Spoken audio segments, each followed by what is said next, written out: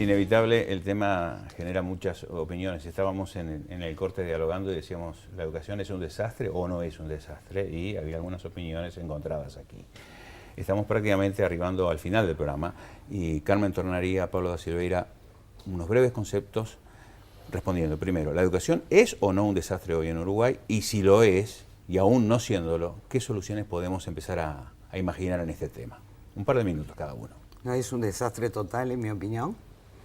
Hay desastres parciales, gravísimos. Y como decía Enríquez, mientras tanto, los responsables del sistema educativo hacer más y discutir menos, en mi opinión, que tener claro qué es lo que uno quiere hacer, formar un equipo para ir tras ese plan y liderar una gran transformación de la educación media, creando puentes entre primaria y educación media y sobre todo tener como objetivo fundamental a los más infelices, porque Pablo no lo dijo, él que es experto en el tema de los números, etcétera, pero esos que fracasan no son mis hijos, no son los hijos de Pablo, son los gurises más pobres del país. Entonces, el Estado uruguayo se caracterizó, no importa quién gobierne, por ser originariamente, desde Artigas hacia adelante, el escudo de los débiles. Bueno, este Estado uruguayo en el terreno educativo no está siendo el escudo de los débiles, este gobierno de la educación no está siendo el escudo de los débiles y son los más débiles, los más infelices, los que están padeciendo esta falta de transformación del sistema de educación media. Este mismo Estado, en la salud, en la seguridad social y en los planes, que son educativos también, aunque pertenece al renglón de la educación informal, está siendo escudo de los débiles. Por lo tanto, para mi gusto, este Estado, este gobierno, sabe lo que quiere decir ser escudo de los débiles, porque en la salud, en la seguridad social y en la protección del Ministerio de Desarrollo Social, el Ministerio de Trabajo, lo está haciendo. Se está dirigiendo a que mejore la situación de la gente más infeliz. En educación debería poder hacerlo también, no lo está haciendo. Doctora Silveira. Yo no hablaría de desastre o no desastre, sí diría, hay un modelo que está agotado y por lo tanto no precisamos parches, necesitamos cirugía mayor. Necesitamos encontrar otra manera de organizar la educación en Uruguay. Y diría, para el durante, menos burocracia, menos centralización, más espacio para experimentar simultáneamente distintas maneras de hacer las cosas, mucha medición de resultados, que es lo que finalmente importa, y medición de resultados en educación significa aprendizajes. La educación existe para que la gente aprenda. Si la gente no aprende, entonces todo lo demás pierde relevancia. Y mucho control ciudadano. Clemenceau, un famoso político francés, decía una frase que a mí me encanta, decía: la guerra es algo demasiado importante como para dejarla en manos de los militares. Y eso quería decir, los políticos, los representantes de la ciudadanía son los que tienen que tomar las decisiones de fondo. Bueno, la educación es algo demasiado importante para dejarla en manos de los docentes y de los expertos en educación.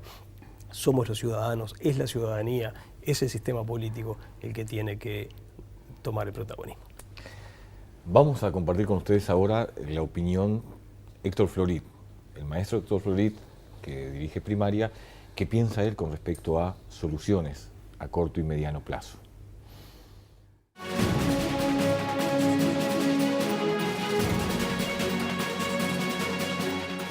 Bueno, yo creo que básicamente pensar que la escuela del siglo XXI tiene que tener esos contenidos culturales en permanente transformación y 3 o 4 grandes áreas que complementen y que hagan una educación integral. La primera es, sin lugar a dudas, todo el desarrollo de las nuevas tecnologías. El Plan Ceibal es un excelente ejemplo, pero va más allá del Plan Ceibal.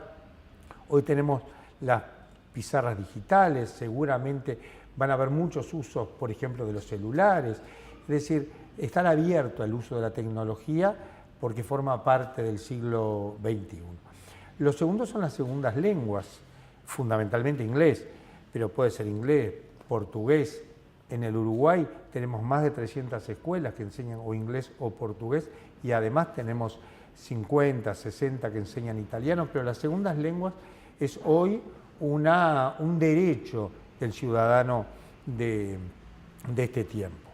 Lo tercero es el arte, las expresiones artísticas, una sensibilidad en lo que es el conocimiento de la música y otras expresiones artísticas. Esto siempre tuvo alguna presencia, yo diría, desde el tiempo de Varela en la escuela pública uruguaya.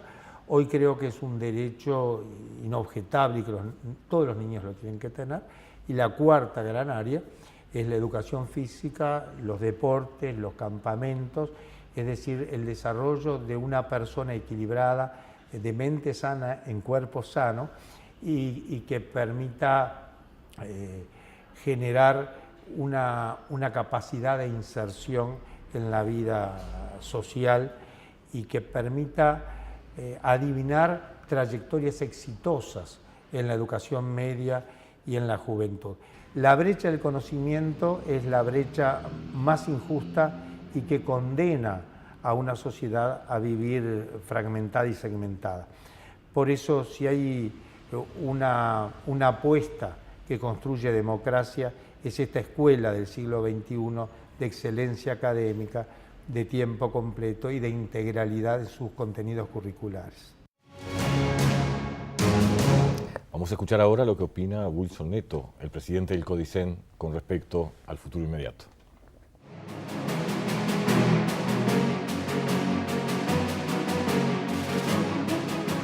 Los cambios, por ejemplo, a nivel de elementos más básicos, como puede ser infraestructura, o otros elementos centrales, como puede ser gestión, están teniendo, digamos, con gran celeridad transformaciones. Ahora, el centro, el cometido de las instituciones, ese proceso cotidiano que se desarrolla en los centros educativos y en las diversas aulas y espacios de aprendizaje que promueve el sistema de educación, bueno, ahí donde lo que está en juego es ese centro, que es la generación de aprendizajes, es donde tenemos que poner la mayor energía y los mayores énfasis. Sin lugar a dudas que para que eso ocurra, sí, tenemos que hablar de organización, tenemos que hablar de gestión, pero tenemos que poner eso como centro del debate. Las construcciones culturales están dadas siempre en el marco de una sociedad. Cada parte o cada sector, por ejemplo la educación, también sí, permea permanentemente con las visiones y con las transformaciones culturales de la sociedad en su conjunto. Es posible, digamos, los cambios culturales y los cambios de organización para poder abordar en completitud los problemas que hoy tiene el sistema educativo. Sí, claramente es posible. Es posible. Es posible con las personas que dispone el país para hacerlo y esa es la realidad que tenemos que asumir en el presente y por tanto tenemos que generar también todos los actores espacios de confianza en el trabajo, espacios de confianza en las instituciones. Una gestión basada en la confianza, con control social, ¿sí? Y con promoción clara del liderazgo de las personas que cotidianamente piensan y desarrollan la educación, es un cambio conceptual importante a los modelos que ha transitado la educación en el Uruguay en los últimos 30 años, ¿no? Y tal vez por ahí encontremos una veta, un camino que nos permita mañana ¿sí? enorgullecernos en todas sus dimensiones de lo que vive cotidianamente el sistema educativo uruguayo. Preparando el programa estábamos leyendo algún material que es muy interesante y que nos aclara sobre lo que pasa frecuentemente cuando se confunden los términos enseñanza y educación, ¿verdad?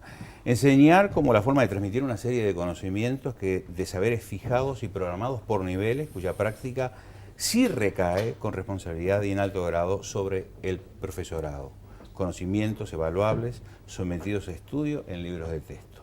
Educar significa formar en ideas y creencias, estimular el espíritu crítico, descartar el adoctrinamiento, promover, transmitir valores como el esfuerzo, el respeto, la ciudadanía, la solidaridad, el trabajo, el estudio. La función de educar para muchos padres es casi una obligación ineludible de la escuela, de forma que en ella delegan responsabilidades. Sin embargo, esta gran tarea de educar, en ella la familia es la base, el punto de partida de la transmisión de valores. Las diferencias, pues, entre enseñar y educar son altamente significativas. Lo razonable, lo conveniente sería enseñar y educar dado que si no se logra un alumnado educado, será imposible enseñar. Y esto es lo que hoy genera quizás grandes conflictos. Caminemos sembrando valores y tendremos alumnos educados. Bueno, enseñar y educar para mi gusto no se diferencian tanto y significa, yo como docente, trabajar con la inteligencia de la gente, ayudar a desarrollar la inteligencia de la gente que la naturaleza la distribuye con total democracia, pero que hay que ejercitarla, como decía Pablo hoy. Y entonces ahí voy a los docentes. ¿Qué queremos para trabajar con la inteligencia de la gente? ¿Qué hay que hacer en el mientras tanto ya?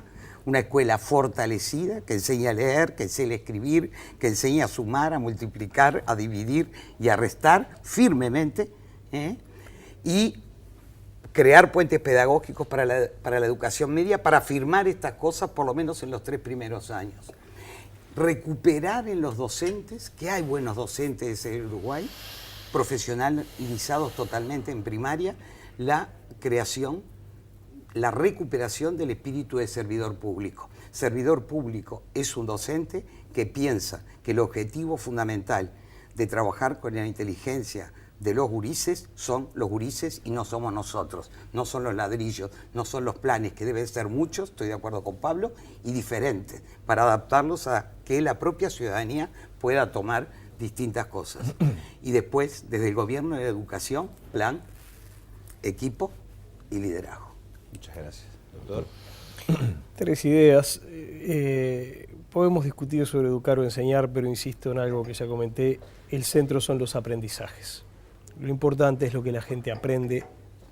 Las escuelas, los liceos existen para que los alumnos aprendan y ahí hay que poner el centro. Solo si eso se cumple, todo lo demás, el dinero, los ladrillos, las maestras, los docentes, solo si los alumnos aprenden, todo eso tiene sentido. Segunda idea importante, y coincidiendo con Carmen, todos los estudios serios en todo el mundo dicen que el factor individualmente considerado que más influye en la calidad de los aprendizajes son los docentes. Tenemos serios problemas a ese nivel y tenemos que encararlos. Tenemos problemas a nivel de la formación docente, pero además tenemos problemas a nivel de el ejercicio de la profesión docente. La profesión docente ciertamente está mal paga, tenemos que mejorar eso.